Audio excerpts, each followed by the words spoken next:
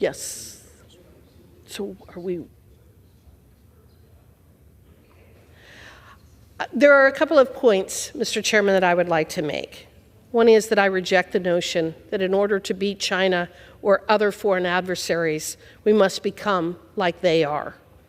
If the real opposition to this bill is that it prevents the United States government from becoming the same type of surveillance state that communist China is, then I think that says everything that we need to know about those opposed to the bill, and I challenge them to explain that position to their constituents.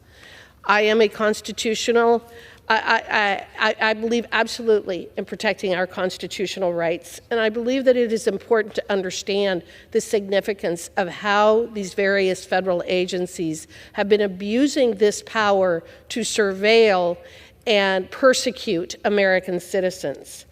As part of the Committee on the Judiciary's investigation into the IRS's troubling visit to the home of journalist Matt Taibbi, on the very day that he testified before the Select Committee on the Weaponization of the Federal Government, we learned that the IRS collected personal data from data brokers to use in its investigation of Mr. Taibbi.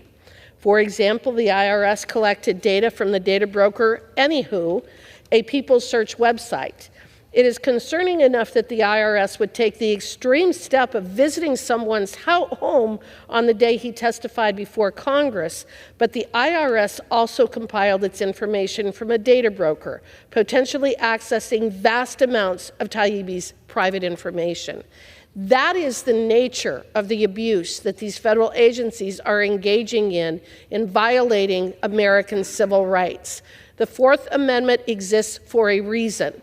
There is no exception to the Fourth Amendment requirement of getting a warrant. It is my understanding that Mr. Turner from Ohio would like to speak for 90 seconds on this bill, and I will yield that amount of time to him, and then I will finish with my closing.